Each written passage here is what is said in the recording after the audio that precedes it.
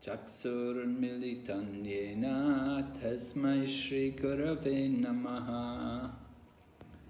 Namo Vishnu Padaya Krishna Pristaya Bhutale Srimati Bhakti Vedanta Swaminiti Namine.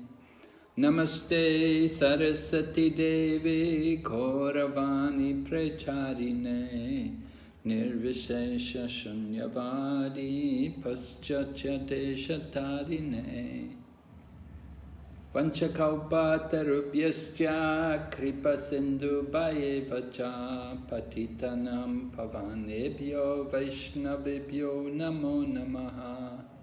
Jaya Shri Krishna Chaitanya Prabhu Nityananda Shri Advaita Gadadhar Shri Vasadi Gaur Bhaktavinda. Hare Krishna, Krishna Krishna, Hare Hare, Hare Rama, Rama Rama, Hare Hare. So we welcome everyone to our Bhakti Vaibhava session. We're studying the Srimad Bhagavatam Canto 1, and we're on chapter number 11 today. Chapter number 11 is entitled Lord Krishna's Entrance into Dvāraka. Right, I'll share the screen and we'll go to the PowerPoint.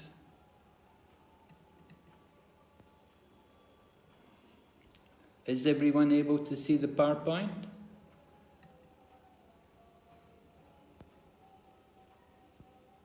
Hare Krishna? Yes, Maharaj. Okay, thank you, Prabhu.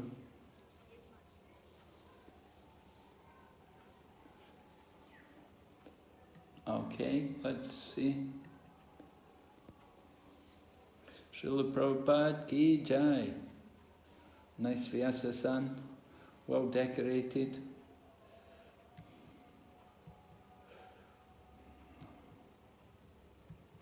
Okay, a little review, what we covered yesterday.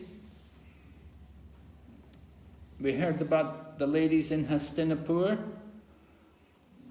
and they were glorifying Lord Krishna. And it said the words of the ladies of Hastinapur were more glorious than the hymns of the Vedas. The words of the ladies of Hastinapur was also Vedic mantras, or better than even the Vedic mantras. They're giving direct glorification of the Lord. They were personally able to see the form of the Lord there. So directly they were glorifying Him. The Vedas glorify the Lord indirectly. By all the Vedas, the Lord is to be known. So these ladies, they had understood the purport of the Vedas. And we spoke about separation from the Lord and the feelings of the residents of Hastinapur, how they were all deeply attached to Him, and they did not like to see Him leave. Naturally, very painful to see the Lord leave them. And so they felt that pain of separation, but that separation itself was as good as being with the Lord. So the effect of separation was that it invoked the association of the Lord, because the mind is fixed on the Lord. Then we spoke about the principles of shyness and the need for gender separation. Not everybody agrees, not everybody is in favor of these things. Modern society, certainly, the women are, in general, don't think they should be shy, and they also don't like to be separate from each other. But these are very important principles which make the women actually, it increases their attractive nature. Women become more attractive the more they're shy and the more women are separated. When the women mix freely, then people think, oh, no need to marry, you can associate with women all the time. So you get so many people marry, or even if they do marry, they get divorced and then they get married again, and like this, because people don't observe these principles. These principles could help so much to solve the problems in the world today. So Dvāraka has defeated the glories of the heavenly planets. The heavenly planets are glorified. Oh, everybody's very intelligent, very nice there, no miseries, it's all very comfortable, a lot of sense gratification. But Dvāraka defeats the glories of the heavenly planets. Why? Because the people in Dvāraka are able to relish the association of the Lord. At every moment, the Lord rarely goes to the heavenly planets. The demigods in heaven, very rarely they get to see the Lord. We read about Lord Brahma. When Mother Bhumi was overburdened, she went to Lord Brahma to help her because the planet was overburdened with the demoniac kings. And Lord Brahma went and prayed on the shore of Svetadvip. He couldn't go and directly see the Lord. But the people in Dvāraka, they can see the Lord at every moment. So that is one of the benefits of being in the Holy Dham. And so an appreciation for residing in the Holy Dham, we spoke a little bit about it, that you can remember more the pastimes of the Lord, and in the Holy Dham you will find similar devotees of the Lord who are they reside there simply to increase their remembrance of the Lord. So it's a very conducive atmosphere for spiritual advancement. And it's said, whatever service you do in the Holy Dham, you get many, many more times the benefit than what you get doing service in another place. So very powerful to live in the Holy Dham and to do service there. And then the principles of Lord Krishna's conjugal love. So we spoke a little bit about Lord Krishna's conjugal relationships. There's Parakya Rasa, Swakya and Parakya. Parakya Bhava is there in Vrindavan with the gopis, and Swakya Bhava is there in Dvāraka. And Lord Krishna enjoys loving relationships, and we heard how he accepted all 16,100 ladies who were considered, in terms of modern society, they were considered fallen, but Lord Krishna accepted all of them as his wives and married all of them, and gave each one of them a palace also. All right, are there any questions on these points which we covered yesterday on the chapter before? Chapter number 10. Anybody has any questions?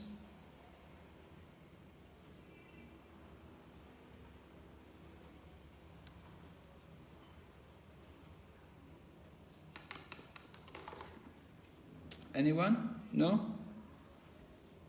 Okay. Hare Krishna. Yes? Yes, Prabhu? Yes, Hare Krishna Maharaj. My question is in regard to the prayers of the women on the roof.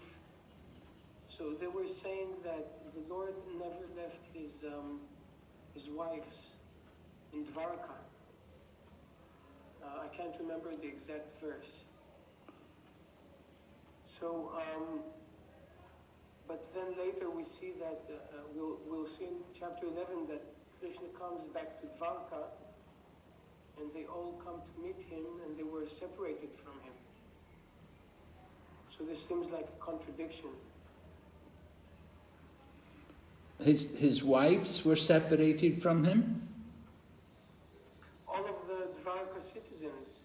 It's not mentioned his wives specifically, but all the Dvārakā citizens came out to meet him, and they were very eager to meet him because of a long separation.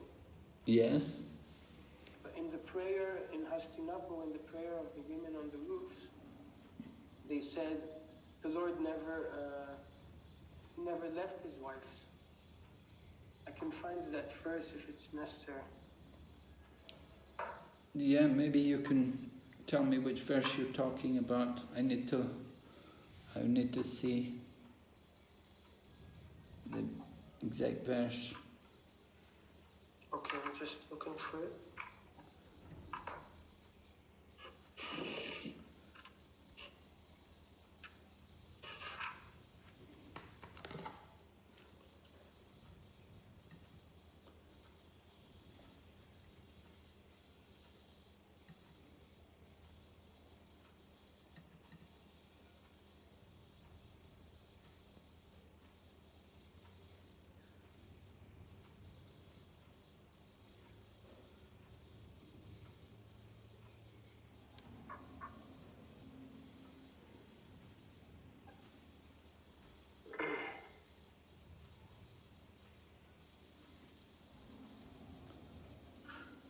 This is chapter 10, verse 30.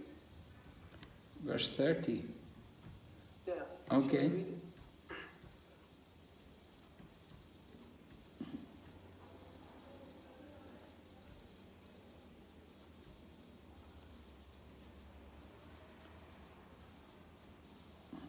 Yeah, maybe you could just read it for me? All these women auspiciously glorified their lives despite their being without individuality and without purity. Their husband, the lotus-eyed personality of Godhead, never left them alone at home. He always pleased their hearts by making valuable presentations. Yeah, so these ladies, all these women, auspiciously glorified their lives. So these ladies are these ladies who were in the prison of Bhaumasura, right? 16,100.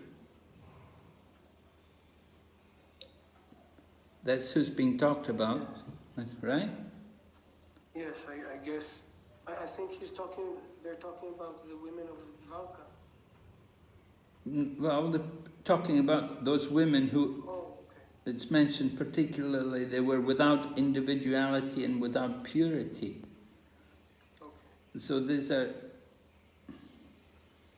all these women, as mentioned in the previous verse. The children of these ladies, all of these ladies are glorious. Oh, okay. All other ladies also were also forcibly taken away by him after he killed Bhaumasura. He's talking about all the wives, right? But particularly the 16,100 are there. All of these ladies are glorious. Their husband, the lotus-eyed, never left them alone at home. Yeah. Well, sometimes he did leave them. He'd go to like Kurukshetra.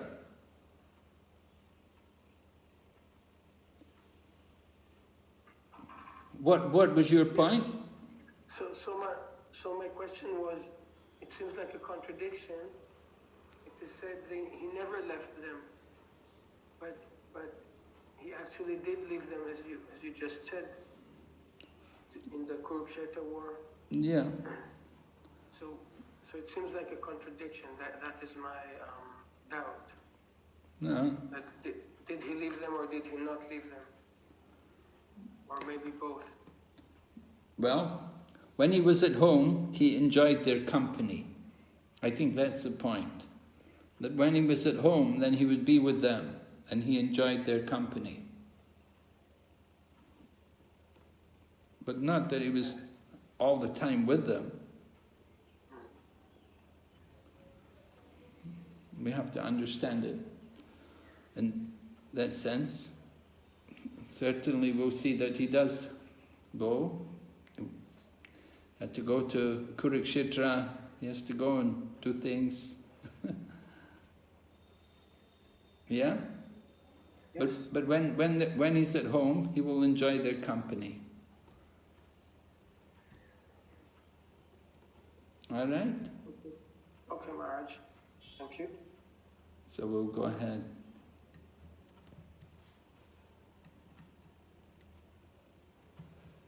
Is everybody able to see the slide okay?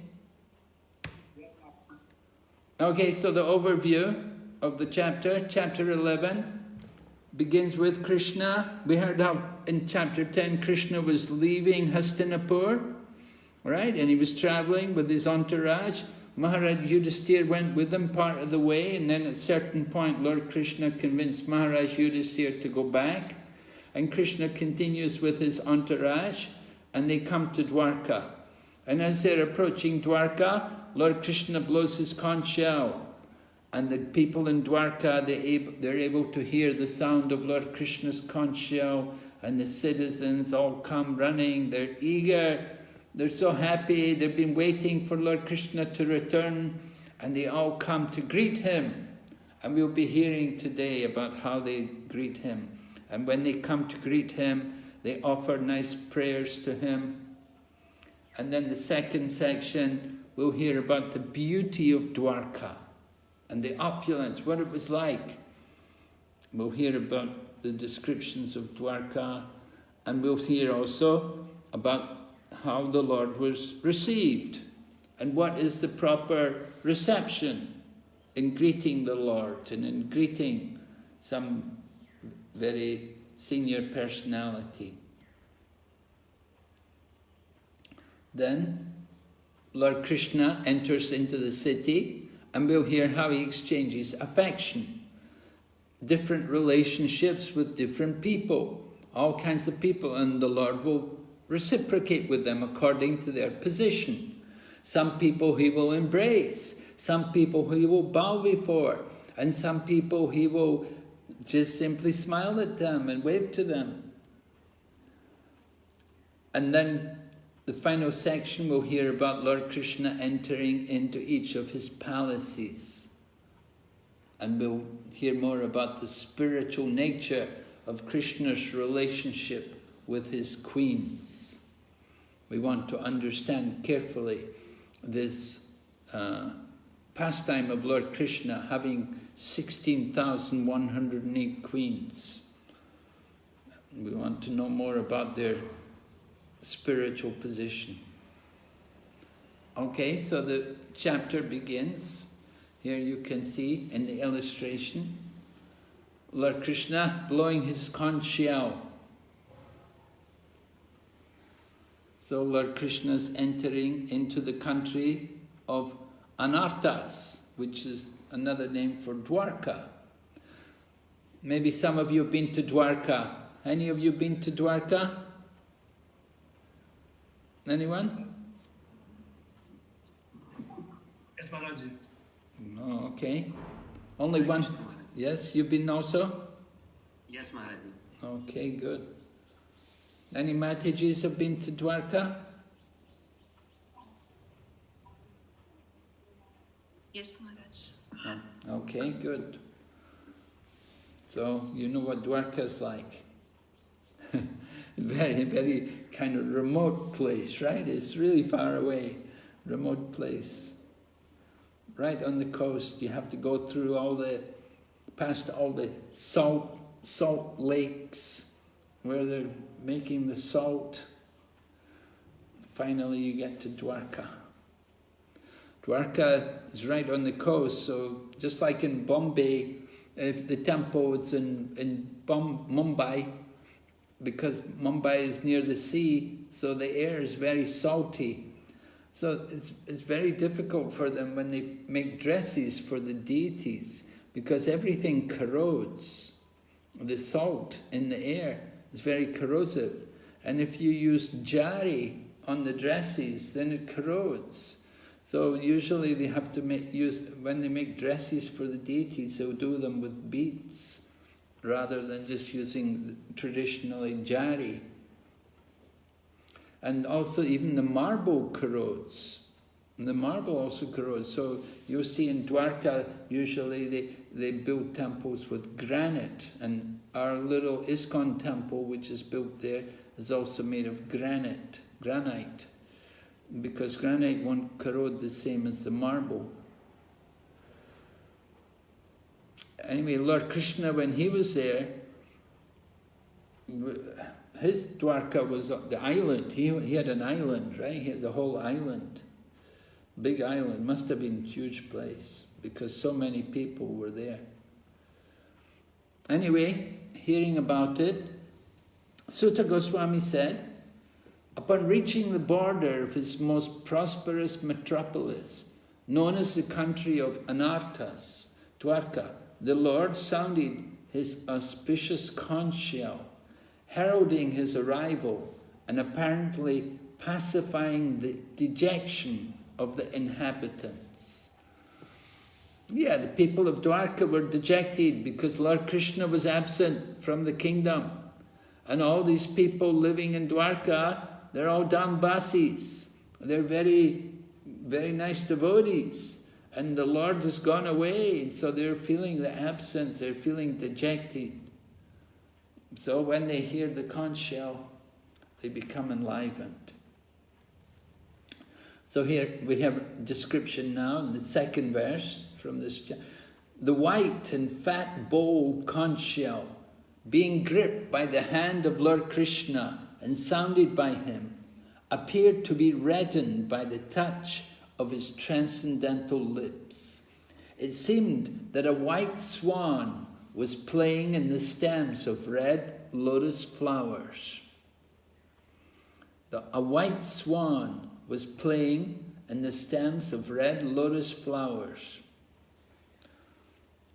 So this example is given here by Sukadeva Goswami, Sutta Goswami, right? Sutta Goswami speaking. This is the first chapter. Sukadeva has not appeared yet. First chapter is Sutta Goswami. So Sutta Goswami is given this example about the white swan. White swan, of course, is the conch shell, and the red lotus flowers, the red lips are, of course, the lips of the Lord, and the stem of the lotus flower are the lotus feet of the Lord. So we remember that example, which is given in relation to that famous prayer by Maharaj Kulashekar, right? Maharaj Kulashekar said, Krishna Tvadiya Padapankaja Panjarantam Ajaiva me Vishatu Manasa Rajahamsa. Rajahamsa, the swan. He said, Manasa Rajahamsa, let the swan of my mind become entangled in the stem of the lotus feet of the Lord. And so here also it's the stem of the red lotus flowers. So the swan likes to play in the stem of the lotus flowers, and sometimes the stem of the lotus will become wrapped around the neck of the swan. So here also the red lips of the Lord have touched the conch shell, and it appears to become reddened. So the example is given that everything is actually spiritual. And when it's used in the service of the Lord, then it becomes really spiritualized. So the conch shell, when it's sounded by the Lord, is fully transcendental. All of the ornaments, all of the paraphernalia of Lord Krishna are all transcendental. Everything. The incense which we burn is transcendental. The instruments we play are transcendental. It's all meant for Lord Krishna's glorification. And the conch shell also is for glorification. It's for the service of Lord Krishna. Lord Krishna is announcing his arrival in Dvāraka. And the conch shell is becoming transcendental in the hands of the Lord. Right? Sometimes we announce to people, sometimes in order to get an audience in a university or college program, sometimes we will announce something like, come and see matter made into spirit, right? Something mystical, just to get people's attention. Do you believe matter can be spiritualized? And we'll make a title like that for a talk.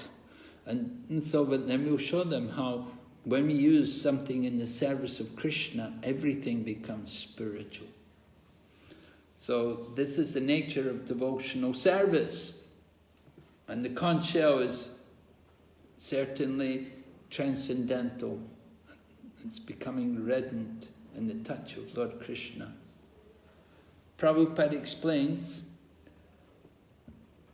by ardent love and devotional service to the Lord, or in other words, by spiritual contact with the Lord, everything becomes spiritually reddened, like the conch shell in the grip of the Lord.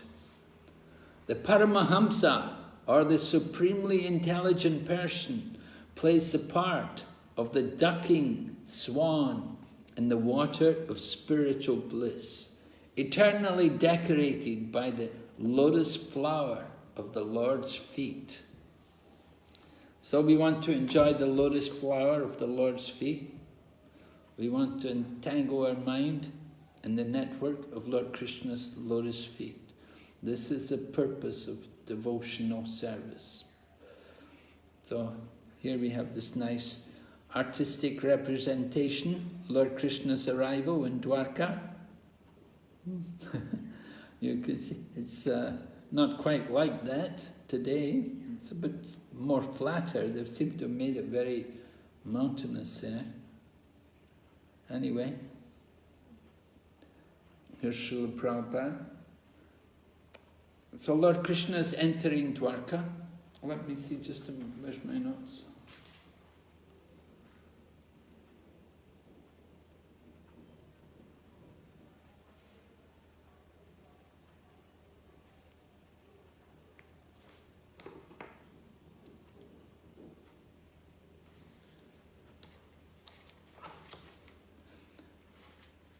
We want to talk a little bit about Dvāraka. Those of you who have been to Dvāraka, what are your impressions, you know?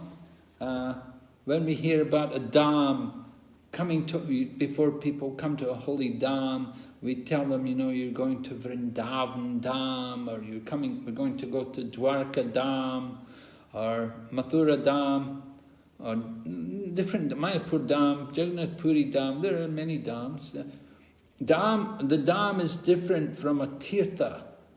People in the Sri Vaishnavas, they talk about tirthas, and there are 108 tirthas. Tirtha is a holy place, but it's not a dham. The dham is particularly a powerful place because the Lord resides there eternally. So, coming to the dham, sometimes people are a bit shocked. Not so much about Dvāraka, but when they come to Vrindavan, they may feel shocked. Vrindavan is somewhat primitive. Well, now of course it's very congested and it's changed a lot over the years. And since Prabhupada's time, so many changes. We used to be quite remote there at the Krishna Balaram temple. Practically no one lived up at that end of the town of Vrindavan. People were all down in Loy Bazaar. And sometimes a bus would come by on that road, Krishna Balaram Road, or Bhaktivedanta Swami Marg, that road. And the bus would come by. Not much traffic. Now, it's just so much change. It's really a big difference. So, how do we... And from the descriptions which are given in the Bhagavatam, we have very nice descriptions actually, the nature of Dvāraka. Right? How is Dvāraka described in the verses in Srimad in chapter 11 in Bhagavatam? Is it very pleasing, or is it very... What? What did you think of the descriptions? Or those of you who have been there, how did you find it?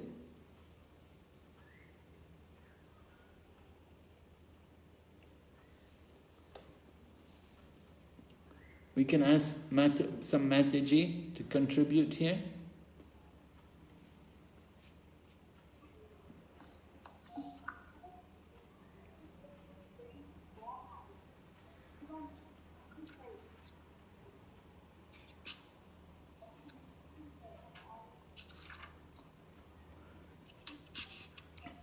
Can we have some hands? Somebody like to contribute?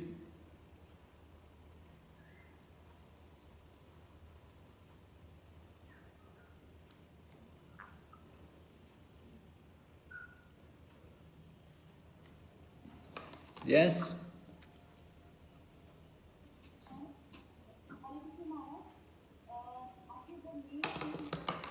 Can you put your microphone on? I can't hear you.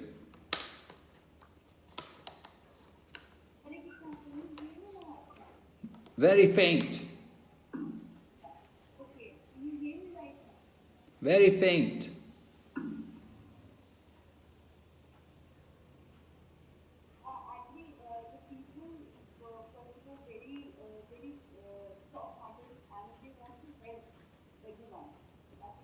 I don't know what you're saying. It's not clear.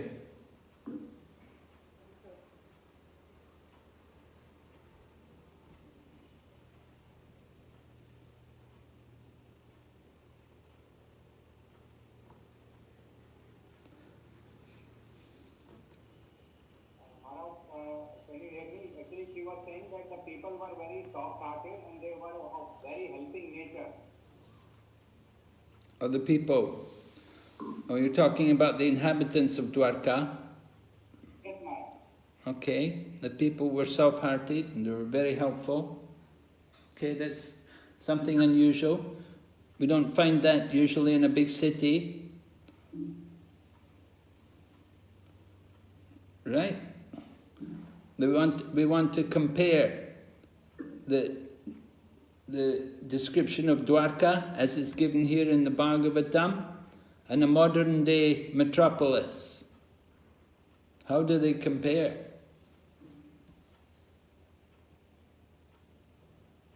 Another point which was mentioned is that architecture of the temples was very nice, very, very attractive and very nice. The architecture. Oh, the architecture of the temples. Oh, okay.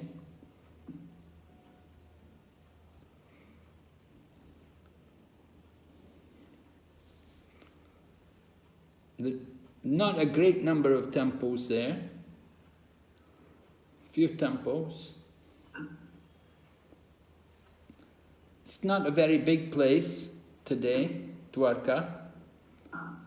The way it's described in Srimad Bhagavatam, very big. They talk about highways. And 16,108 palaces for Krishna's queens. So that's certainly very different. But the description given in Bhagavatam, the description of Dwarka,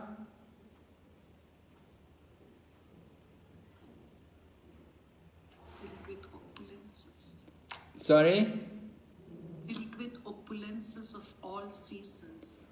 Okay, opulences of all seasons.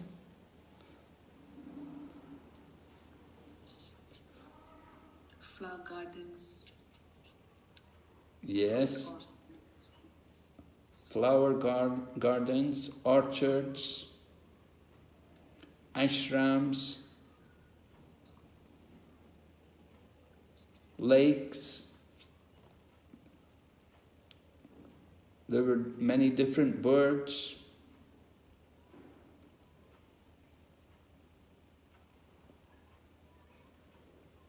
No factories. Yes, Prabhupada talks about that. In the modern metropolis, people live in slums. Some time back I was in New Delhi and I saw that they had a sign on the roadside that said, old slum, and then another sign said new slum. You know, I was surprised, you know. They actually put the sign up which said old slum and then new slum. And so this is modern day metropolis. People have to live in slums. They have to live in horrible environments and they have to work in horrible atmospheres, in factories and mills. just to fill their belly, just to get some money to fill their belly. But actually, the Vedic way of life is to live off the land. Of course, people, they may say they have no land. They may not have any land, so they come to the city looking for work. But there's a lot of work in the countryside. If they will work, they can work in the countryside. They don't need to stay and come to the city to work. There's a lot of, they need people to work. Sometimes in the villages nowadays, they don't have enough workers to plant the rice. They don't have people to do all the work which they're supposed to do in the countryside to produce the food. Everyone's gone off to the city, to work in the cities, to work in the factories, or to get some office job. Nobody wants to do the honest work which the farmer will do, the simple work of working the land, taking care of cows. So Dvāraka was the ideal place.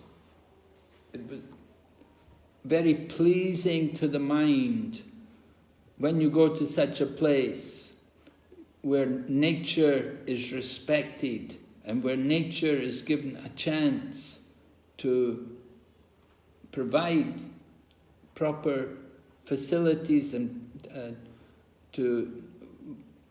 nature is not disturbed by the industrial environment, then the mind feels so much more peaceful. And Prabhupada talks about how the big wealthy men, those who have big positions and power, they like to come to the countryside. When they get time, when they get free time, they will come, they have their countryside home, and they will live there.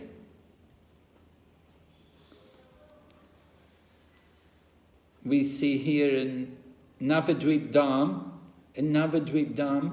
when we go on parikrama, we go to visit different parts of Navadvip Dham, and many places we will see there are big houses there which are all locked up, deserted.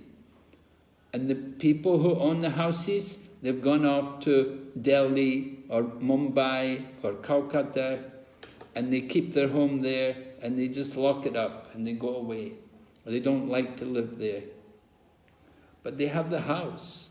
They have the house, they own land there, but they go off to the city. They want to live in the city. Just like all the rats and cockroaches, they all like to go in these dirty, crowded places. So the same way people go and come, they go to the city and they live in some apartment building, packed in some apartment building, so many people on top of each other, and you look out the window and you look into another person's apartment, everything's all so packed and crowded together. No proper air, the air's all polluted by the traffic and the congestion, and it's very dangerous also. There's so much crime, robberies. But in a place like Dvāraka, you're more safe. In this holy dham, there's a spiritual atmosphere, and you can feel the natural beauty of the place. It's very easy to appreciate the natural beauty. Just like when you go to Govardhan, you go around Govardhan, you can see the beauty of Govardhan. Nowadays they're restoring many of the places around the Govardhan. It's becoming more and more beautiful, restoring it back to its original nature. So the holy land of Dvāraka, very special place. So Lord Krishna has come back there, and we're going to, then we go on to hear about the reception, how the people, they all come out to greet him, and Prabhupada talks about how to properly receive the honored guest. Described here, the Vedic way of receiving a great personality creates an atmosphere of respect, which is saturated with affection and veneration for the person received. The auspicious atmosphere of such a reception depends on the paraphernalia described above. Such a program of reception is full of sincerity on the part of both the receiver and the received. All right, so you have to receive a great personality. Prabhupada is coming, right? In the picture you can see a reception, Srila Prabhupada's come. So, what are you going to do? You can see Prabhupada's got a big garland. They must have given Prabhupada a garland. They're holding an umbrella over his head. Any other things you'd like to do when you have to receive a Srila Prabhupada? Or Srila Prabhupada is coming? Or Srila Prabhupada's representative is going to come? How are you going to welcome them? What is the proper arrangements for the reception of an honored guest? Can we have some hands up?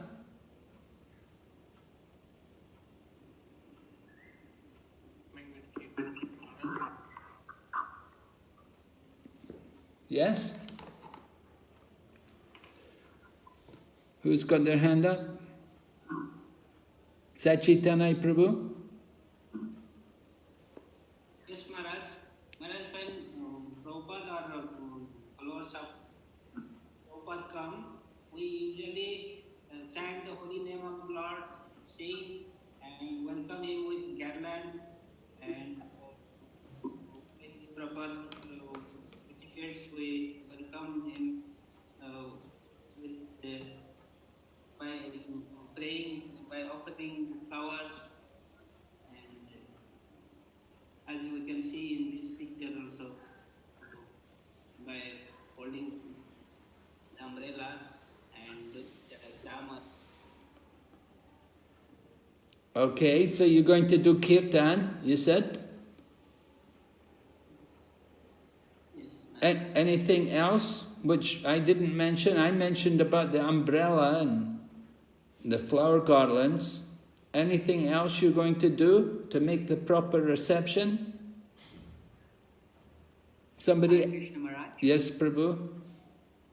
Maharaj, I was thinking sometimes when such personalities arrive at their destination, then we would do Guru Puja sometimes and do foot bathing. Pada Puja? Yes? Yes. Sometimes, yes, Prabhupada allowed devotees to do that for him. He said, when the devotees did it the first time, he said, oh, you are learning.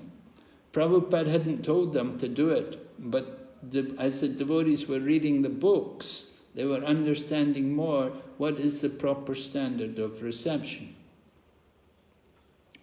However, you have to be careful about this. In some parts of the world, that this is a dangerous thing. You know, like if you go to some countries where there's maybe a communist country, you know, where people are, or a socialist country, people are not in favor of this worship of men. Worship of men is not encouraged, it's not appreciated. And people will they'll make criticism, they really become offended by it. They'll criticize it, they say, look at this. You know, they don't recognize that this is a great personality. So we have to be a bit careful about doing these kind of functions, like offering worship and bathing the feet, these kind of things. Where it's the culture here in India, it's not recognized in other countries often, and it's difficult for people to understand, and they may criticize it. So in some parts of the world, we are very careful about this. But some other things which can be done? Yes, Maharaj. We also used to sometimes shower the flowers on the personality when they came. Yes. Scatter some flowers on the heads, maybe from above, like... Yeah, we have windows on the up the way how is going to the temple, so we used to shower flowers on the rooms. Yes, right. And we read about Krishna's wives there up on the roof of the palaces. They also throw flowers down onto Lord Krishna. Okay. Something else?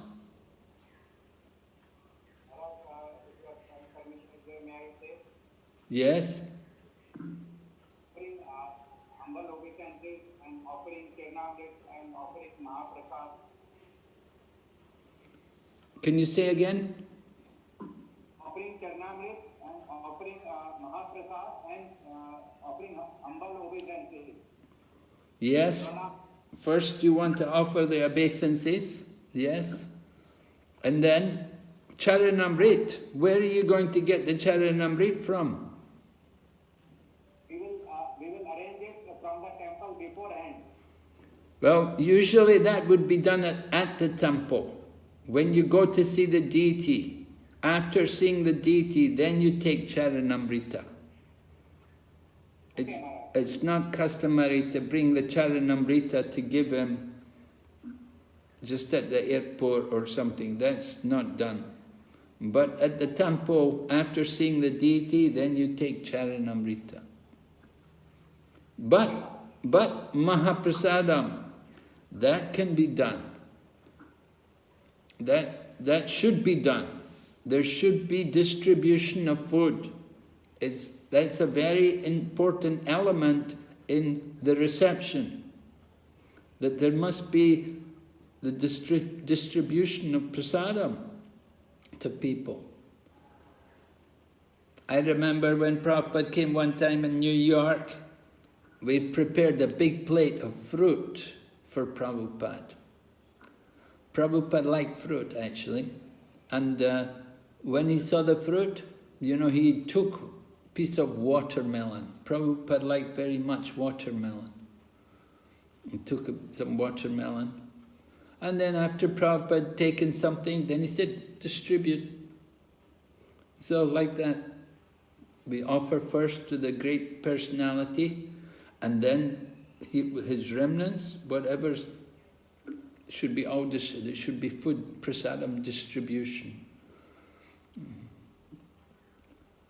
Prasadam distribution is a very, very important part of the reception of a big guest.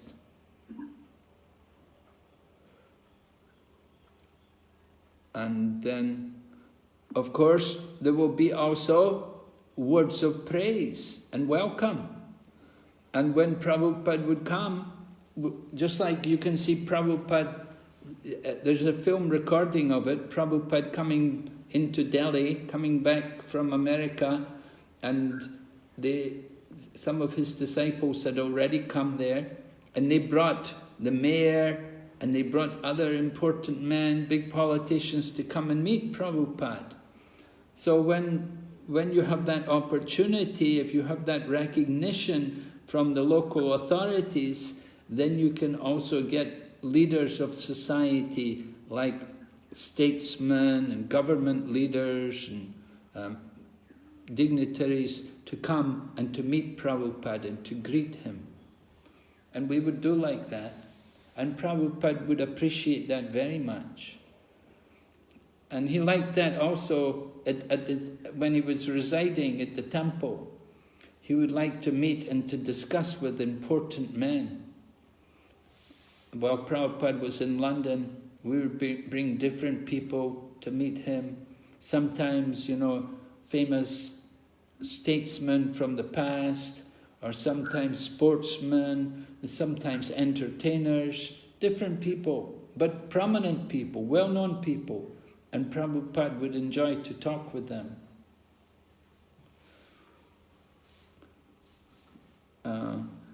So like this, how to make a nice reception for the pleasure of the Lord and for the Lord's devotees. So in this regard, we also talk about festivals which take place in the temple, right? Let's go ahead.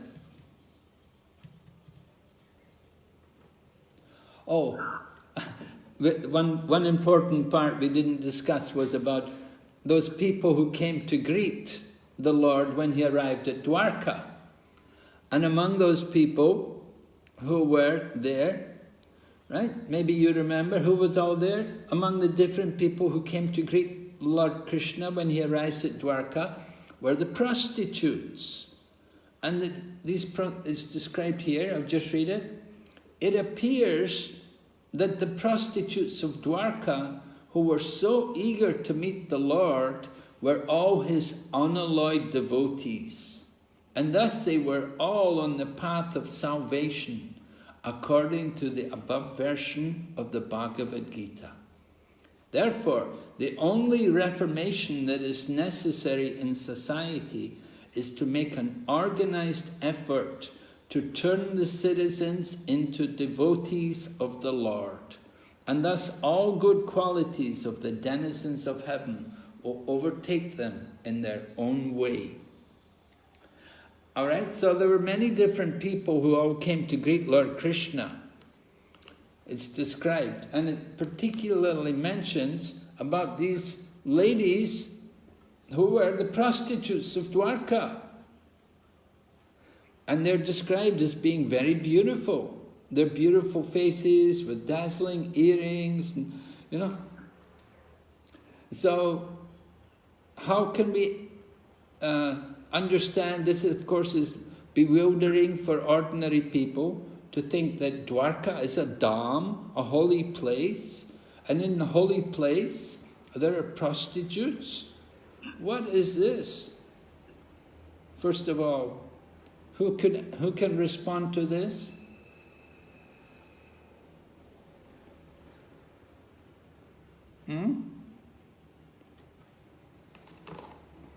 How is it possible there could be prostitutes in a holy dham?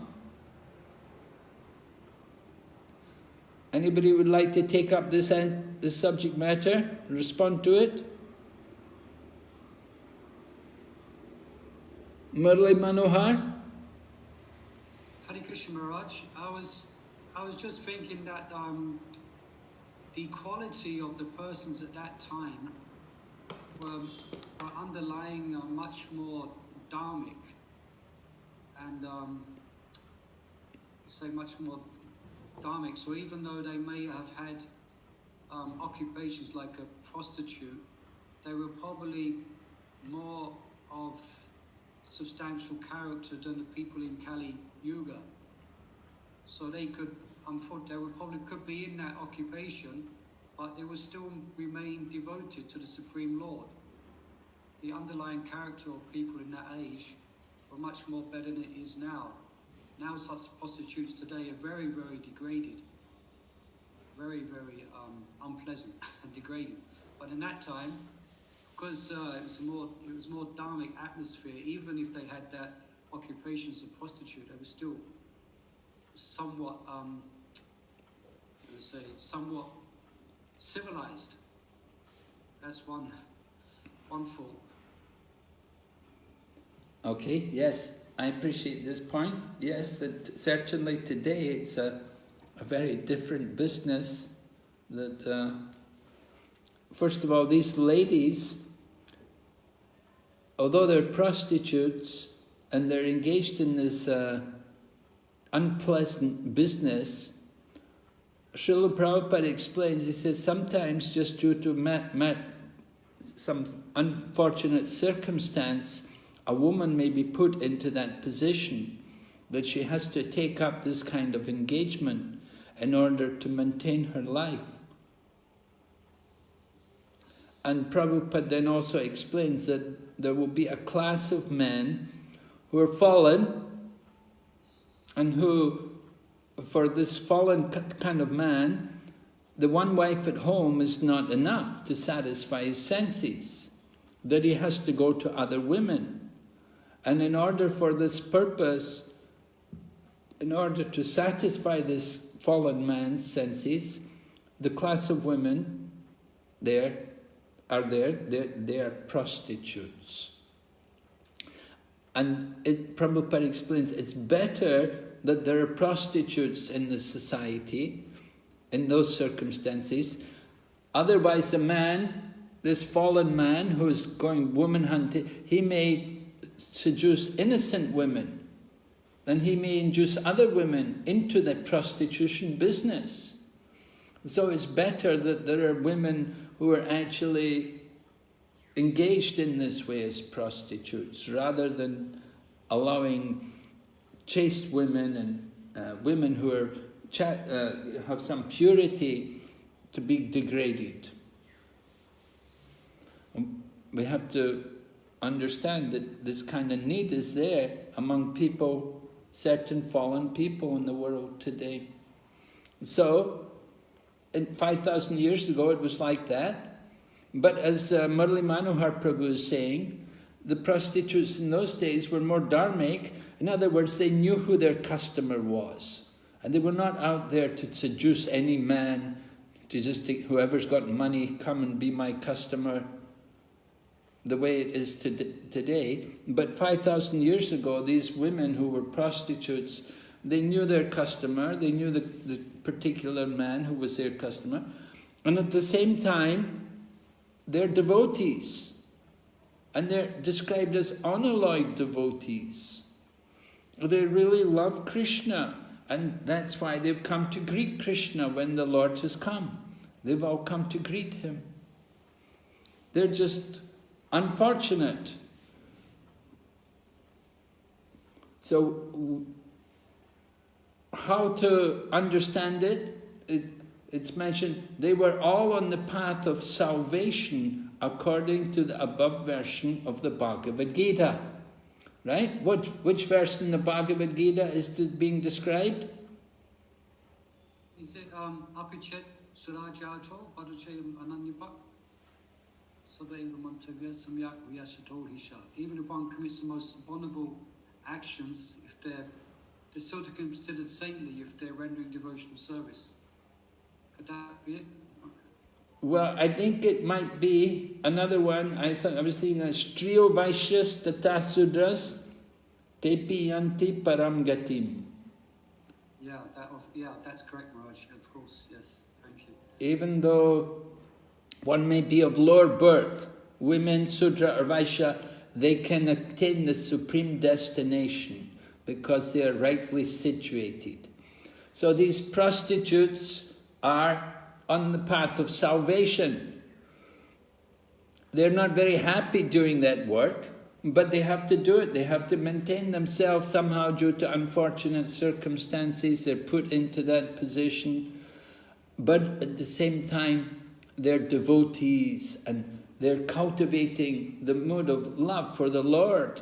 And by doing devotional service, gradually they will become purified. They will become purified. Prabhupada writes that devotional service does not depend on one's occupation or birth or social position. Anybody can take up devotional service from any position. It doesn't depend on your occupation. And so they have this unfortunate occupation, but they're devotees. So the important point is to encourage people in their devotion. I was thinking another example. Prabhupada went to Jakarta, Indonesia. And when he was there, he met this one man, Indian man. The man said, I love Krishna Swamiji, but I also love wine. So Prabhupada told him, So when you drink your wine, you should think this wine, this is the taste of Krishna. He said, you just think like that. Every time you're drinking wine, you just remember this wine is the taste of Krishna. And in this way, you become purified. And gradually, as they get purified, they will be able to give up their sinful activities. So Prabhupada states here, the only reformation that is necessary in society is to make an organized effort to turn the citizens into devotees of the Lord. And thus, all good qualities of the denizens will overtake them. So somehow get people to become devotees. The rules and regulations come later. Just get people to become devotees. This is the principle in preaching Krishna consciousness, right?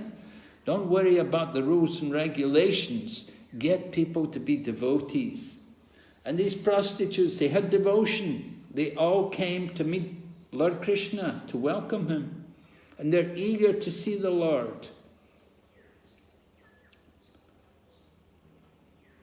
On the other hand, those who are non-devotees have no good qualification whatsoever. However, they may be materially advanced. The difference is that the devotees of the Lord are on the path of liberation, whereas the non-devotees are on the path of further entanglement in material bondage. Right? This statement here, Prabhupada is basing on that the verse in Srimad Bhagavatam, which describes that one who is a devotee of the Lord has all good qualities. Yashyasti bhaktir bhagavati akinchana sarvair gunais tatra samase suraha. Right? One who is a devotee has all good qualities. One who is not a devotee, even though he may be very expert in controlling his senses, he's very expert in raising his family, he's very expert in mystic yoga, but if he's not a devotee, he doesn't have any good qualities. Because he's under the modes of nature, and he's just going to remain under the modes of nature. But one who is a devotee, he will transcend the modes of nature. Prabhupada had the experience. He went into the post office one time in India, and the man in the post office was talking to Prabhupada, and the man in the post office said, "Why I have to be a devotee? Why?" He said, "I'm a good man, I'm honest, I don't steal, I don't lie, I don't cheat." But Prabhupada said, "No, if you're not a devotee, sometimes you will do these things, sometimes you're under the modes of nature. Sometimes you're in goodness. Nature of the mode of goodness is sometimes passion, sometimes ignorance. You cannot avoid it. If you're not a devotee, you really don't have any good qualities. It's just a question of time. Sometimes some good qualities, other times bad qualities. But one who is actually a devotee, they're on the path of liberation. So these prostitutes, even though they're in that unfortunate occupation, they're devotees, and they're going to get advanced. And remember, they're devotees in the holy Dham. Of course, is it good that they're doing this business in the holy Dham? Well, I don't know. We have to consider. What is their consciousness? They're maybe more attached to being in the holy Dham than they are attached to being prostitutes. They don't want to leave the holy Dham, because in the holy Dham, they've got the opportunity to see Lord Krishna. Lord Krishna's coming. Okay, any questions or comments on that? Anybody else like to contribute about the prostitutes in Dwarka? Hare Krishna, Maharaj. Yes? I have a question. Yes? It seems to me that the prostitutes were more closer to Krishna when they meet him on the street than the chaste women who were on the roofs on the buildings, and it seems to me a little bit unfair, or why they were on the streets. They weren't like the chaste women. Yes, it's an interesting point, Mataji. Thank you. You brought up, yes. We do hear about the chaste ladies, like Krishna's wives, and so on. They're described to be on the roof of their buildings. They didn't come down on the street. And Prabhupada talks about it, how they observed the segregation of the genders. They showed the shyness because they were cultured, respectable ladies. So they didn't go out on the street with the mass of people. Well, because their homes were there, they could actually see the Lord coming there. But for the other prostitutes, you know, the Lord is not going to come to their home. He's not going to go there where they live. They went to see the Lord.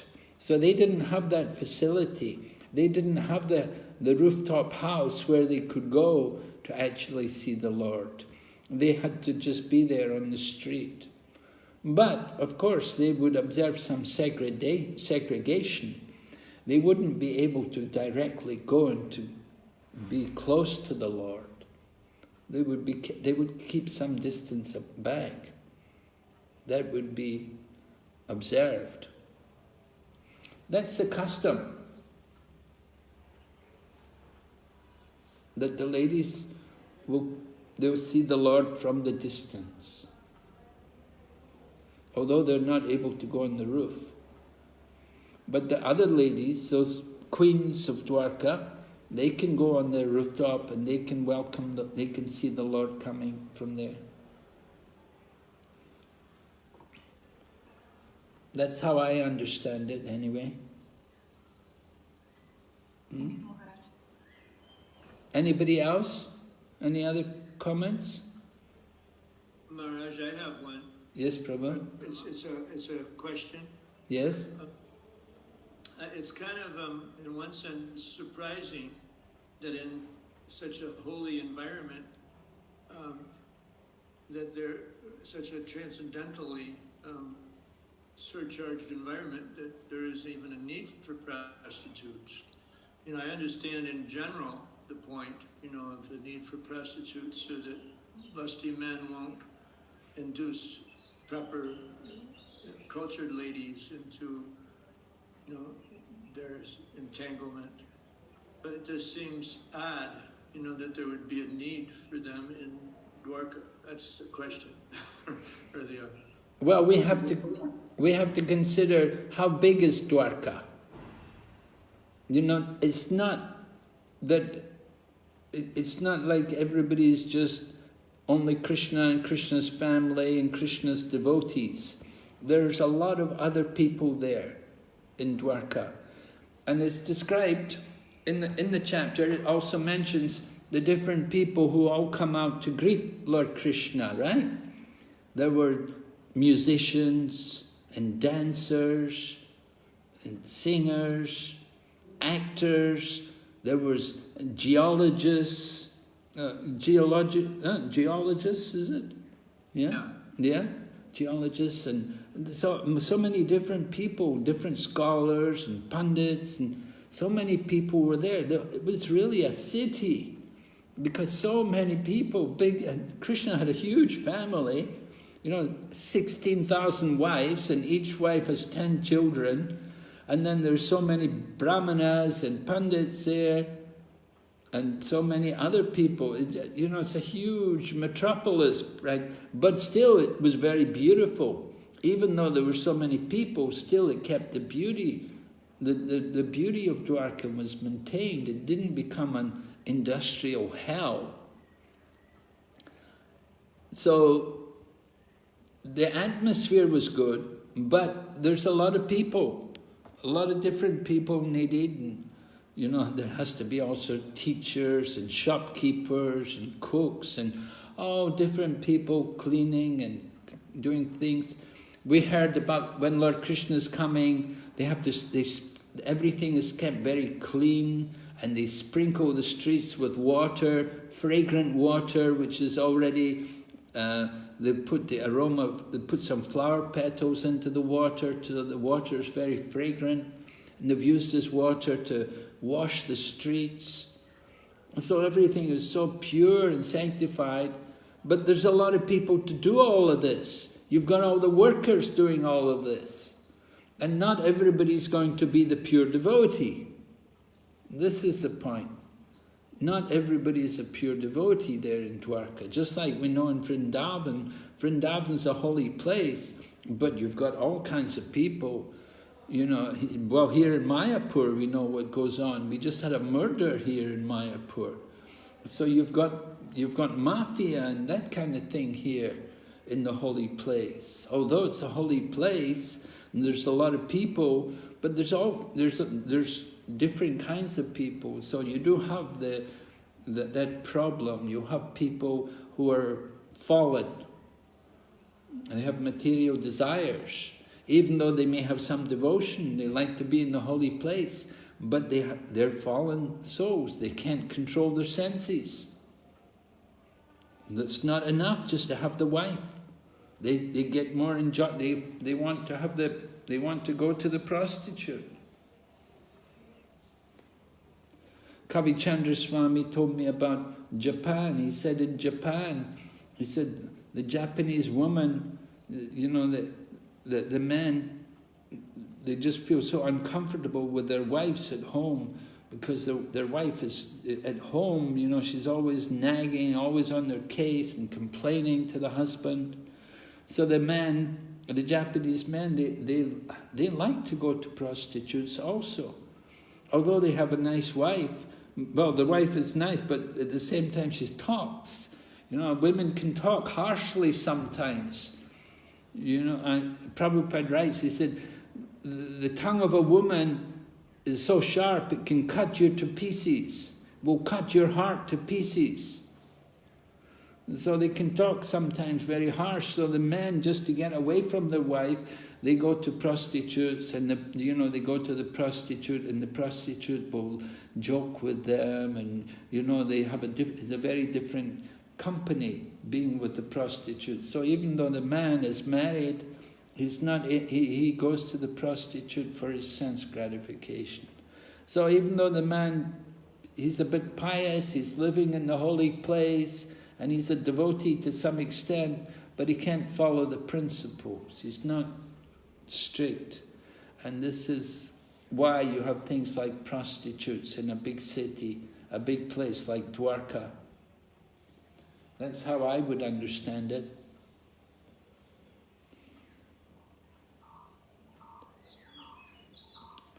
Yeah? Is that all right? Yeah.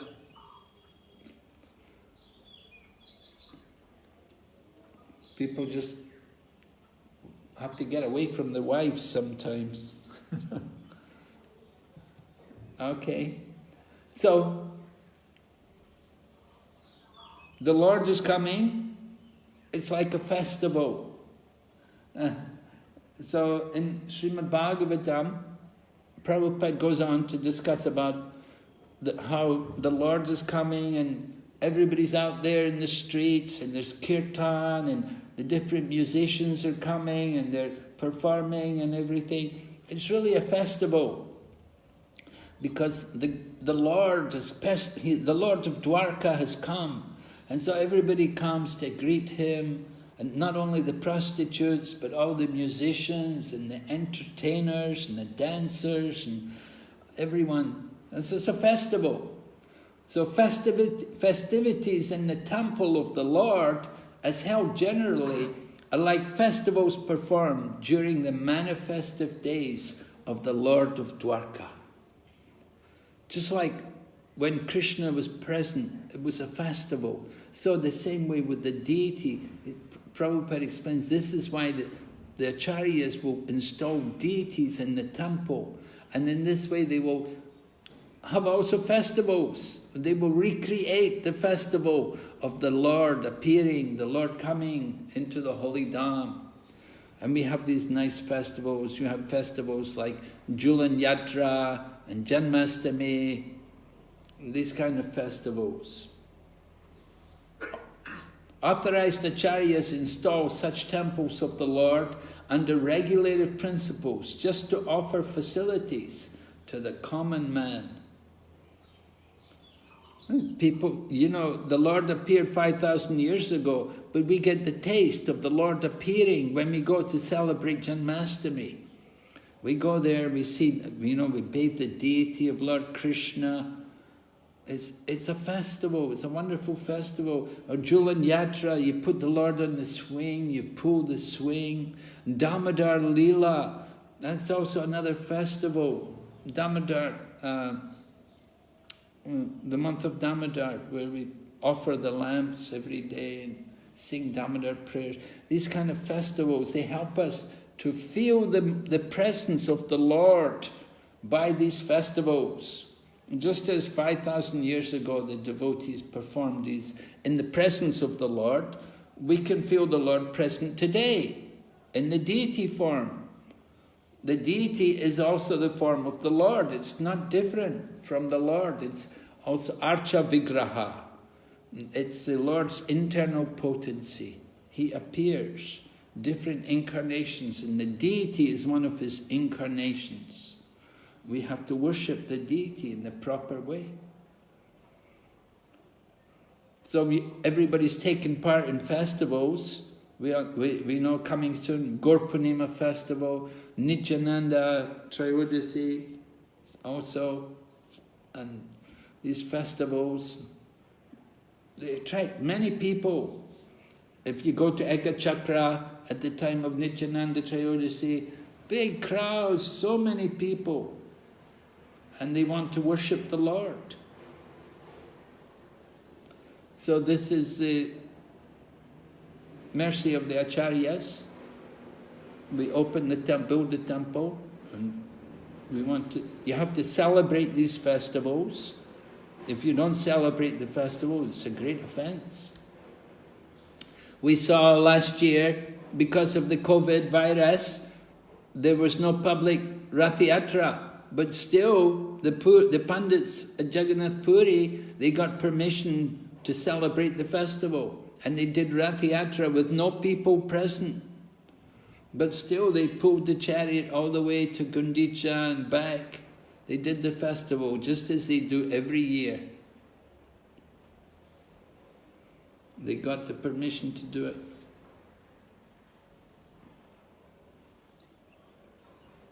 So very important to observe these festivals.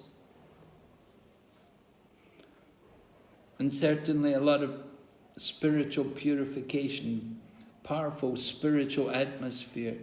You go to these festivals, you can really feel the presence of the Lord. All right, so Lord Krishna has come into Dvāraka. And in Dvāraka, of course, he has all of his queens. So, who are these queens? We see here, purport of text 37.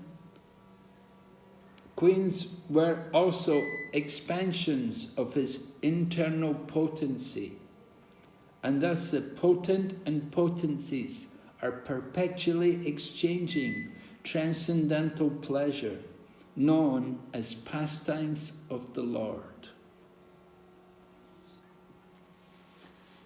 All right, so maybe you can, we can make some groups and you can just spend some time to go through this final section and tell us something more. Give us the nature of Lord Krishna and his queen's relationship in Dvāraka.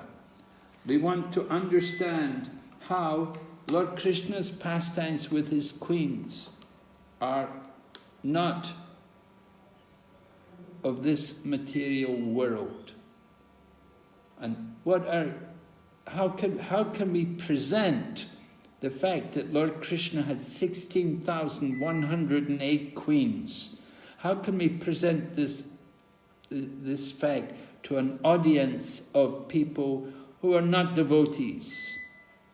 how can we properly present it to them so that they can understand Lord Krishna's pastime in Dwarka? What points would you like to present? We'll put you in groups and you can discuss how we can present Lord Krishna's pastime of having 16,108 queens. How can we present this fact to a modern day audience who are not very much devoted? Is it clear? Prabhu is there? Padmasundari's husband? Yeah. Yes, Maharaj. Yes. So you make the groups, Prabhu? Yeah. How many groups you want to create, Maharaj? How many devotees we have? It is 23. So 6 people a group? 6 fours or 24? How much time? 10 minutes?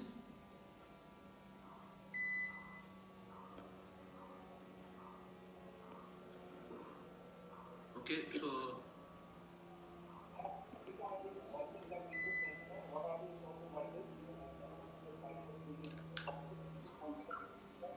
or different groups have to focus on different verses, or everybody has to focus on all the verses?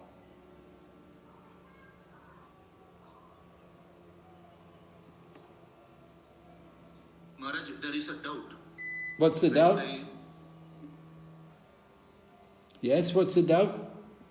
Doubt is, Maharaj, regarding the verses. Every group has to focus on all the verses, or each group has to focus on separate verses. What are the verses which we have to focus on? What's he asking? What are the what?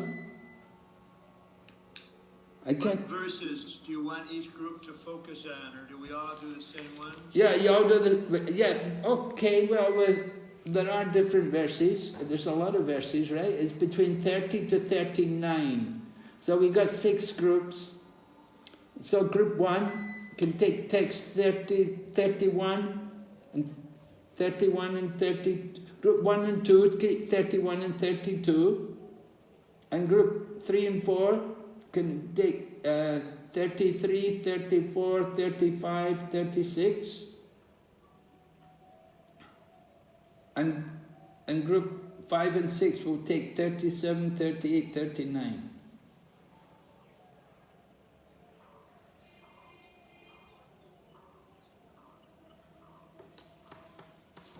Okay? Is it clear?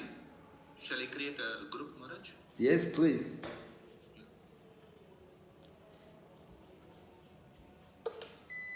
Maharaj? Yes? Maharaj, is it from verse number 30 to 39 or 36 to 39? 36 to 39. 36 to 39. Yeah. Please accept your groups.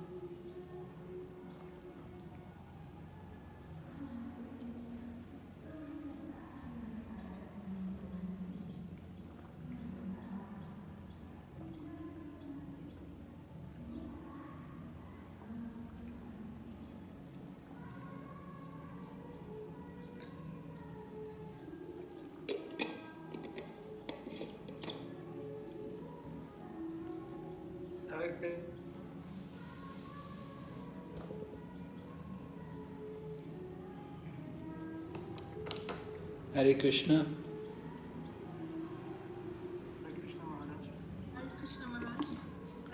Hare Krishna. Are you able to come up with something? You got some points? We have now just go through the text and we will start just, we have not finished it. You're still reading, eh? But what I had, the question was that how we should present it to the common people. Yeah, yes. Right? So in the text 51, there is the omnipotency of the Lord described and how he was expanded in different forms. That he was not just not able to take care about the queens, but he was expanded in 16,000 forms, and in this way he also made for every queen a palace and like this. So Yeah, right. Yeah, Lord Krishna is taking care of everyone. He's not neglectful. He's not neglectful of duty as a husband. Right? The duty of the husband is to provide for the wife, so he provides a palace for each of them. And we have to present that this is God. We're talking about God. We're not talking about an ordinary person. We have to understand what is the nature of God. He's the Supreme Lord. He's above everyone. But he appears like an ordinary person. So that's the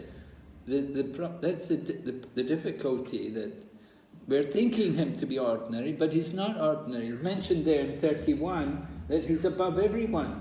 He's not equal to or less than anyone. He's way far above everyone. So this is the point people have to understand. I think that's the main point you want to impress upon people, that there is somebody above everyone, much greater than all others. That's clearly stated in 31. As Prabhupada mentioned that he can have 16 million wives, not only 16,000. Right, yeah. Okay, you've got some good points there then. I'll leave you with it.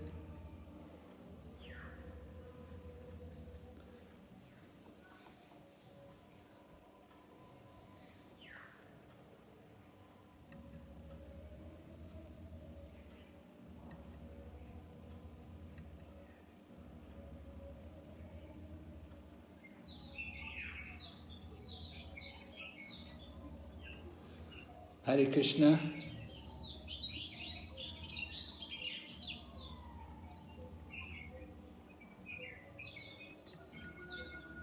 Hare Krishna. Have you got some points, Mariji?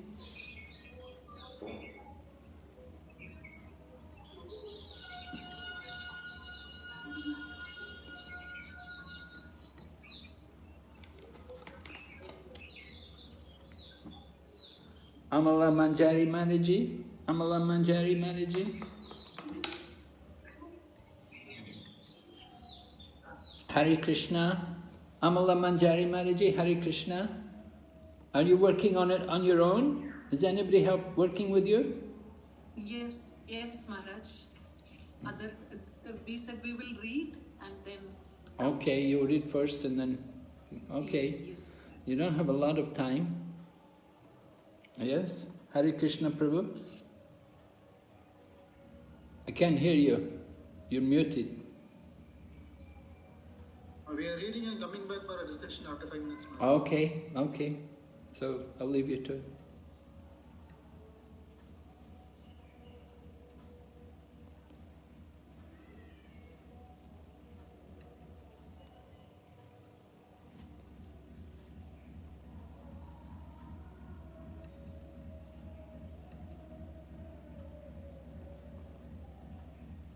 same thing in text 39.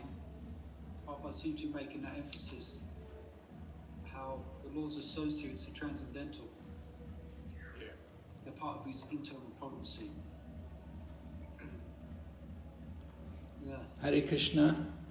Hare Krishna. Hare Krishna Maharaj. Hare Krishna. Are you okay? You got some good points here? Text 39 has a lot of points there. Yes, we're kind of each dealing with one of the verses, Maharaj, one of the purports. Okay. Quite a few points there.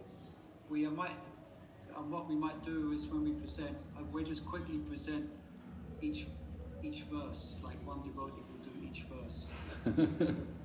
If we've got time. Just try to get the essence, you know. Okay. Try to keep it, you know, not too long, because we don't have a lot of time. Yeah. Try to get the essence, you know, bring it together if you can. Yeah. Okay. Okay. Yeah, thank you, Maharaj.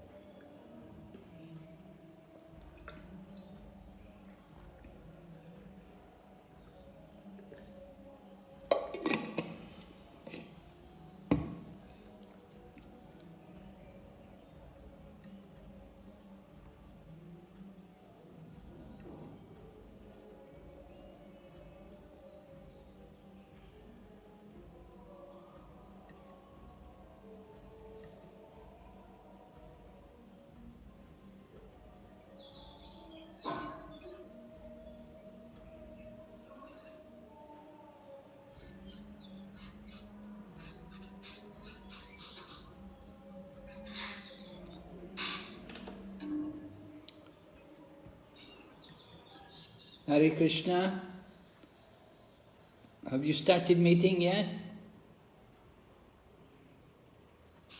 Amala Manjari, what's happening? Yes, Maharaj.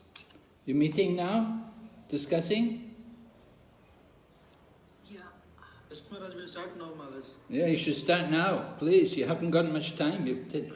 You're supposed to read the text before you come. Yes, Maharaj. Okay. Sri Ramnitai Prabhu, would you like to take the lead? Maharaj, from text 33, we see that the attraction of the ladies or the queens of Dvārakā were so attractive, they were never feeling, the attraction was constant, they were never feeling bored on seeing the lotus feet of the Lord, they were constantly attracted.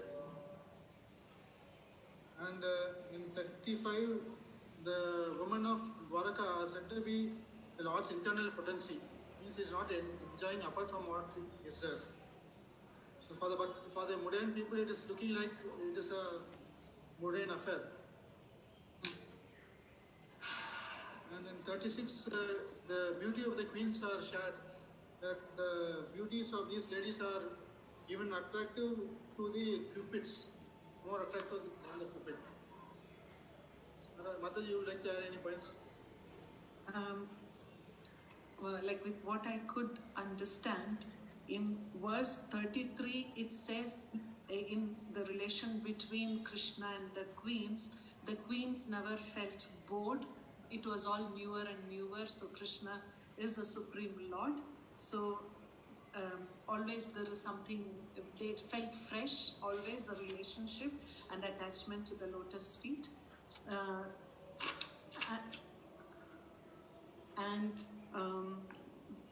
They were doing service. It was as a service. So they got, it is like the supreme governmental service, Prabhupada says.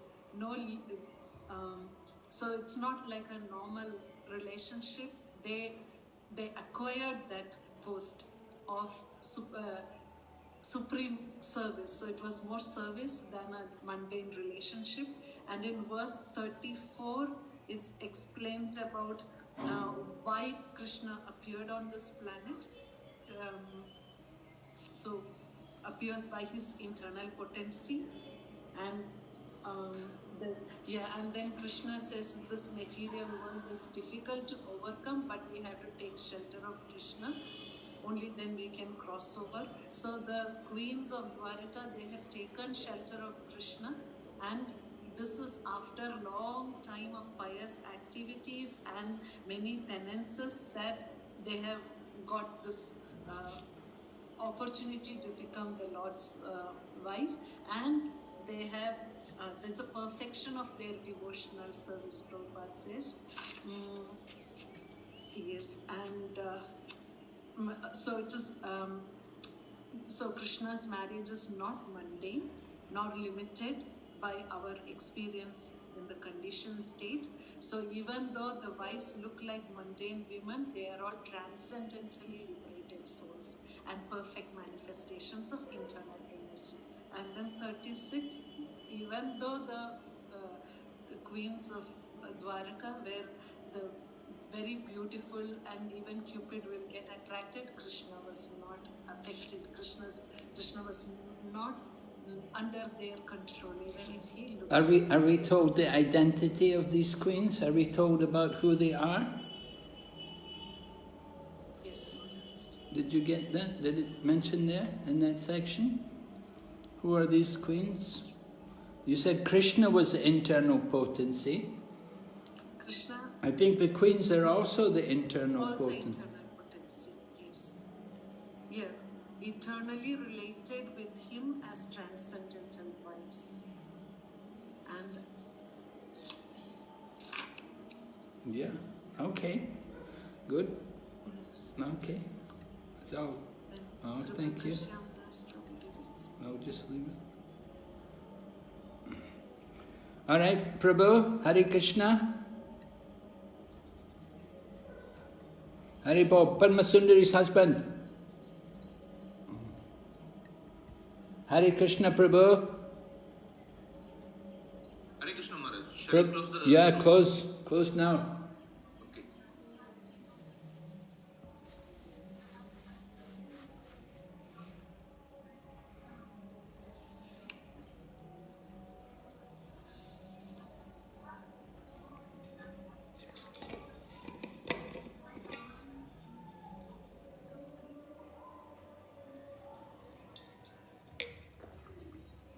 They will be back in 35 seconds, Maharaj. Okay.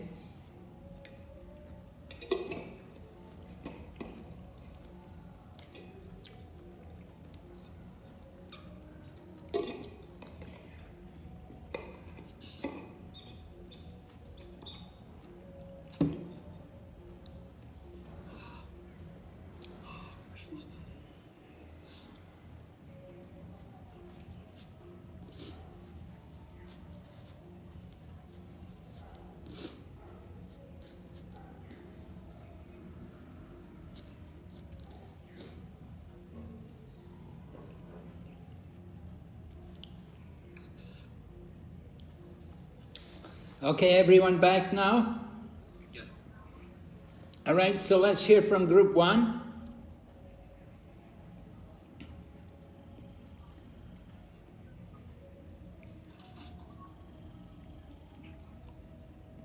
Who's going to be the spokesman for group 1? Chandrika Mataji. Chandrika Mataji, yeah?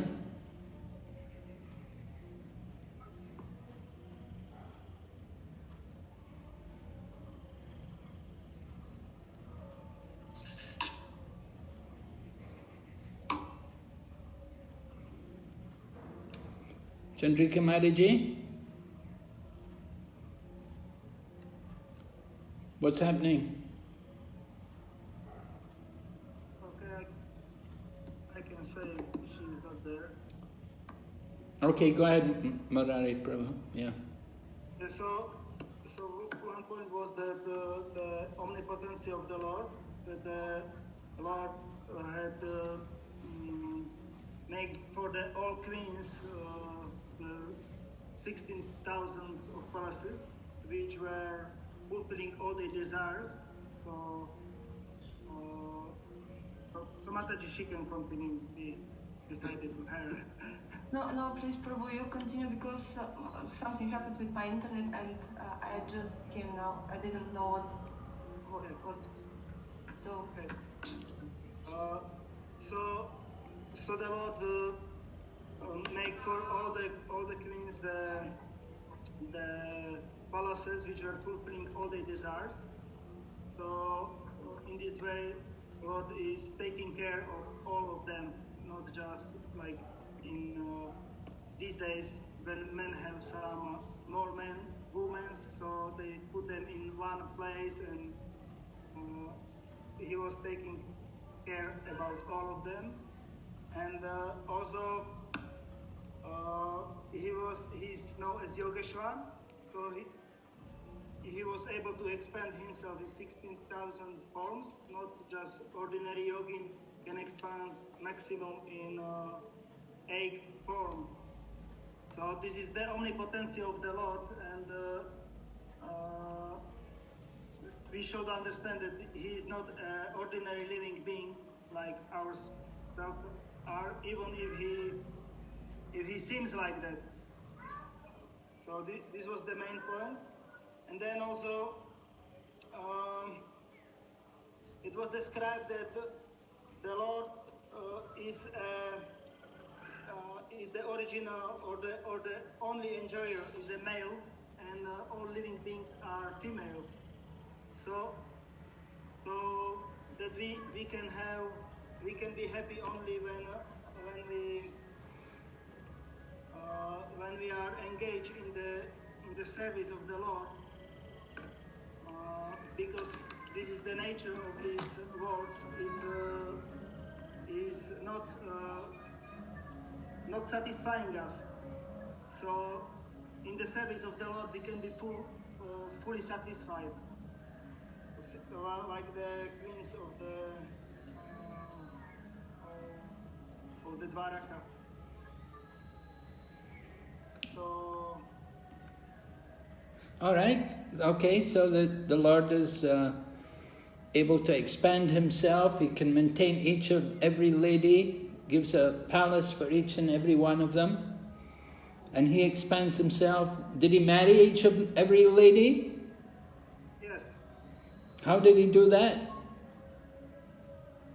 Yeah, he was. He had with every queen he had separate marriage. All at the same time? No, not all at the same time. He married each queen separately. The 16,000 queens all married separately? Yes. No, that's not right. No. He expanded himself 16,100 times. So all at the same time, not only did he expand himself, Vasudeva and Devaki also expanded themselves. And they came to each of the marriages. Yeah, I was thinking like that. Sorry, Maharaj. Yeah. So he fulfilled all of the duties of a husband, married properly according to the religious principles, and provided homes for them, maintains them. Okay, inconceivable, yes. But we have to hear. What is inconceivable to our mind and senses can be understood by hearing. Okay, we'll go on to group 2. Can we have somebody from group 2? Who is the spokesman? Yes, Maharaj, Hare Krishna. Yes, Prabhu. The main point is that God is great, and we should not assume that He's not one of us. And the potencies of the Lord are unlimited. It is not compared to our potencies. And in order to impress that God is great in the history of the human being, surface of the earth, He has manifested His potency by showing the marrying 16,108 wives. And also to show how His greatness is. Though He can manifest into unlimited and many fold millions of wives, but just 60,000, just a very fraction of his potencies. Another point is Krishna is called a Yogeshwara. A normal yogi can only manifest into 10-fold expansion of his body, but Lord can expand into many thousands or infinitely. There is no limit for his expansion. And the relationship between the queens and the Krishna is not on the material platform, it's a transcendental. It's always transcendental platform. And we cannot imagine or estimate the greatness of the Lord with our tiny brain. It is beyond our, is unlimited and beyond our imagination how greatness is. And Lord can marry many more with his potencies. Okay, very good. Thank you so much. Very nice presentation. Very fine. All right, let's hear from group number 3. We heard here from group 1 and 2, they explained how the Lord has inconceivable potencies beyond our mind and senses. And we heard about how he showed that by his marrying so many ladies and providing a palace for each of them. All right, group 3. Who's going to be the spokesman? Is it Gopal Ganesham? Group 2. Sriram Nita Prabhu, I think is going to do ours. Yes, Maharaj. On behalf of Group 3, and the identity of the queens of Dvāraka revealed, it is mentioned that they are the internal potencies of the Lord. So in that sense, the Lord has been enjoying with the internal potency, but whereas for the Buddhian people, it is appearing like a Buddhian affair. And the women's beauty are revealed here. The women of Dvāraka are more attractive, that they even attract the Cupid. But Krishna is not so attracted to them. One more point is the attraction between them is always ever fresh. And they never get bored on seeing the same lotus feet again and again. And they always have a newer feeling on looking at the lotus feet of Lord Krishna. And these women have attained their position because of long periods of austerities, and this is a perfection of their austerities. Such was the position of the queen's attraction to the Lord. And the Lord had 16,108 palaces, different palaces for each of them, which is not possible for a normal human being. Yeah. So, very interesting. You're describing to us, these women, they did austerities for many lifetimes in order to get that position of becoming queens of Krishna. And as queens of Lord Krishna, sometimes they will smile and use their womanly charm. Women smile and they'll move in different ways to attract the mind of their husband. But although Cupid would be bewildered seeing the beauty of these queens, Lord Krishna's mind was never bewildered. Actually, Bhagavatam said even sober-minded Lord Shiva would be bewildered by the beauty of these queens and by their movements. But Lord Krishna was always controlled. He was always peaceful and happy, calm. And he was never controlled by these women. He didn't allow himself to come under their control. He is the controller of everyone. And these ladies are his, as we heard in the previous, as Prabhu said, these women they're the Prakriti. He is the Purusha, and they're the Prakriti. They're the feminine. They're his energy. They're for his enjoyment. But Lord Krishna is not controlled. He doesn't allow himself to become degraded by them. All right? Thank you, Prabhu. Hare Krishna. Group number 4. Pranams Maharaj, this is Virabhavadas. So most of the points have already been covered. We can just say that the Lord is the genuine proprietor and enjoyer of everything manifested in his creation. Prabhupada's words. However, we are deluded, controlled by the threemost nature, or we cannot understand the Leela of Krishna. This is one additional point. Rest of the points have already been mentioned, Maharaj. Lord is Atmaram, he is self-satisfied, so therefore the relationship was not based on mundane aspects that we consider to be. So these were some additional points, Maharaj. Yeah, this is very nice. The Lord is Atmarama. Atmarama, one who is satisfied in the self. So he doesn't need anything for his pleasure. But at the same time, everything is his. It's all his. The whole material creation is his. So he has nothing to possess because it's already his. So because he's Atmarama, he's fully satisfied. He's not thinking, oh, I will enjoy, oh, this looks nice. Or he's not controlled by the mind and senses as we are, we conditioned souls. The Lord is always transcendental. Okay, thank you, Prabhu. Let's hear group 5. Hare Krishna, Maharaj. Hare Krishna. Maharaj, it's from last 3 sloka, 37, 38, 39. First important point which group identified that here out of the 5 rasa, the 5th rasa, the love, and that is husband-wife relationship, that is demonstrated between Krishna and wives of Krishna. Second thing, in 38th sloka it is told that as Krishna is unaffected by material nature, his surrendered devotees are also unaffected by the material nature. So both are unaffected by material nature.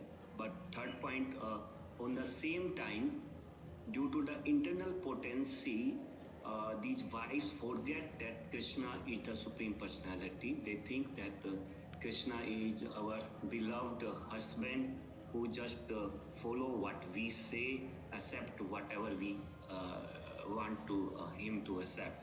So that is the beautiful relationship due to the internal potency. And on the second part of the question, that how people we can tell the non-devotees. So here Srila Prabhupada in purport say that foolish people, due to their poor fund of knowledge, they accept one side of picture but they don't accept the second side of picture. Oh, good, yeah. So if you accept one side of picture, means if you accept Bhagavatam, if you accept all these things, then you have to accept that Krishna at once can marry 16,108 wives. And if you accept this, then all other things, all other pictures will be clear to you.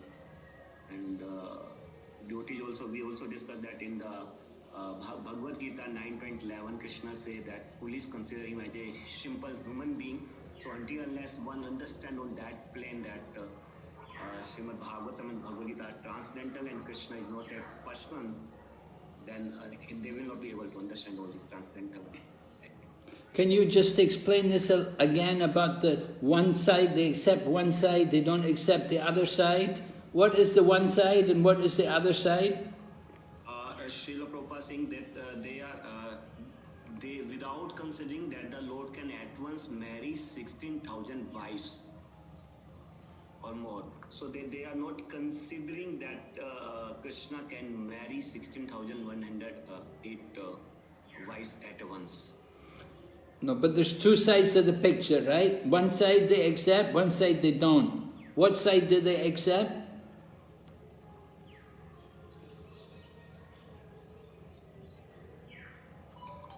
They think Krishna as like themselves. Yes, right.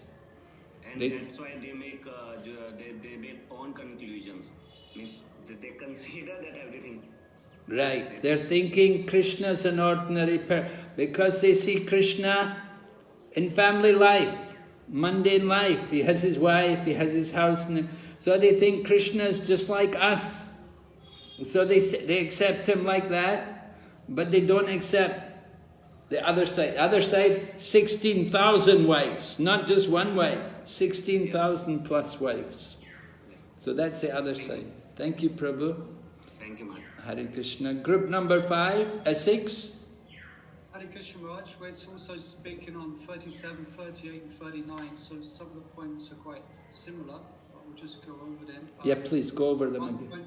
First point is the Lord is transcendental. So his associates are also transcendental, a part of his internal potency. And the Lord has different relationships in the spiritual realm. And he brought all those relationships and his devotees to the material realm. So also the Lord is just playing, he is transcendental, but he's playing as a husband. He's playing, I think it's mentioned as a henpecked husband, but actually he's completely transcendental. So who are these associates? His wives. All 16,000? I think so. Yeah. Yeah. The old 16,000, 108 wives, they're all part of his potency or internal potency. Also it's described that Prabhupada mentions in the purport that even the devotees do not know him perfectly well. So then he kind of chides the mental speculators. So what chance have you got of understanding the position of the Lord? And he mentions that the Lord can only be known actually by his mercy alone. And then the Lord it's mentioned in the Shruti and Smriti that the Lord is not affected by Mahamaya. He's situated in Yoga Maya. He is Nirgun, which means he has no material qualities. It's completely transcendental. And then finally it's mentioned that the Mahabhagavat devotees are transcendental. What to speak of the Lord himself? Yeah. Thank you. Yeah. So the Mahabhagavat devotees are transcendental. Certainly the Lord has nothing to do with the material energy. He's above that. But this is Leela, and he's performing his pastimes with so many great devotees, pure souls who have also come from the spiritual world to take part in his pastimes. Okay, so let's just go back to the slideshow. We'll just finish this off.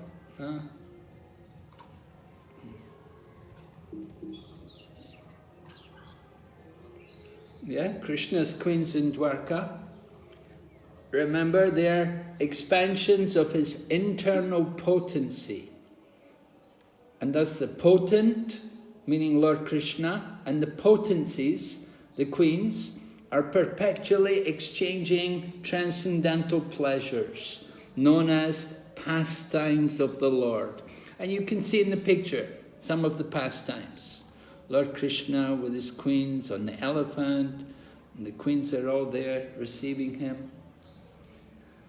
From the Chaitanya Bhagavat, it is stated in the Gopal Tapani Upanishad that the queens of Krishna are also related to him as belonging to the category of his Swarup Shakti.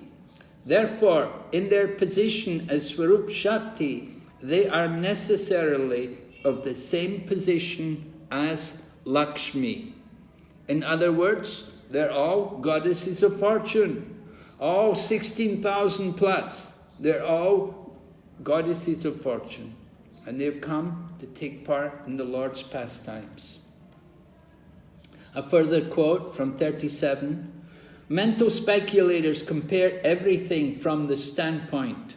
Thus, when the Lord is found to act like an ordinary person in matrimonial bondage, they consider him to be like one of them, without considering that the Lord can at once marry 16,000 wives or more.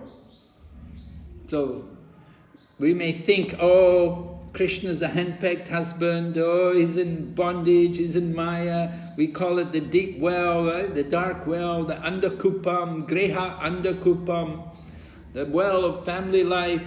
But Krishna is not like that. He's not like us.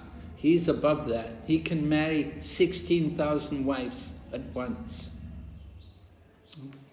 Okay? So we spoke about this transcendental nature of Krishna's exchanges. a little quote here.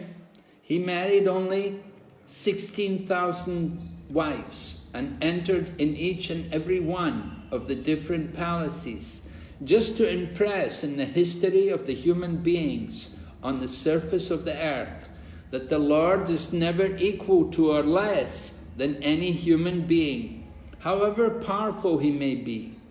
No one, therefore, is either equal to or greater than the Lord. The Lord is always great in all respects. God is great, is eternal truth. From the purport, text number 31, chapter 11.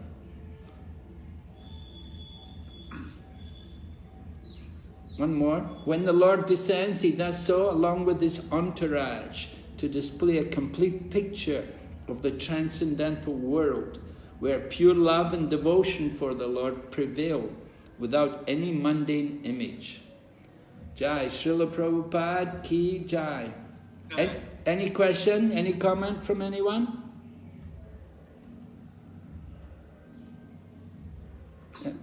Anybody? Yes, Maharaj? Yes, Prabhu? I was just thinking about with this connection with Narada Muni, which he enters into Dvārakā and went to the different palaces of the Lord, and he saw different activities which Krishna had in these different palaces, and how Narada Muni, when he went to the first palace, he saw Krishna in one situation, and he praised the Lord that he wanted to give him some benediction, and he was praying that he can remember him always. So, and then he enters in different other palaces, and he saw Lord in different other occupation duties in these palaces. So in this way, he realized that Krishna gave him the opportunity to remember these different pastimes. Okay. Yes, that's nice. Narada Muni visiting Krishna in Dwarka.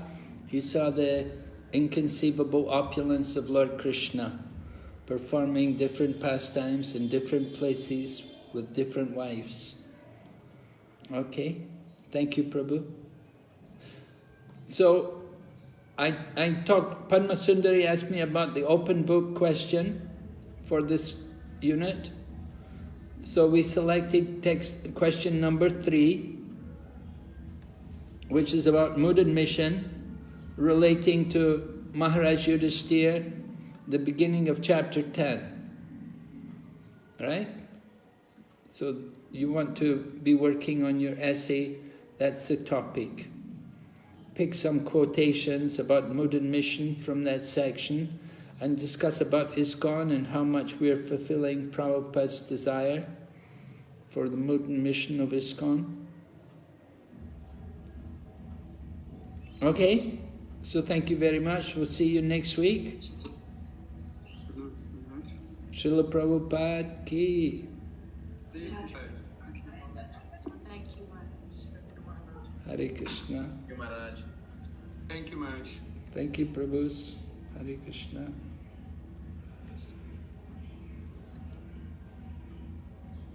Krishna.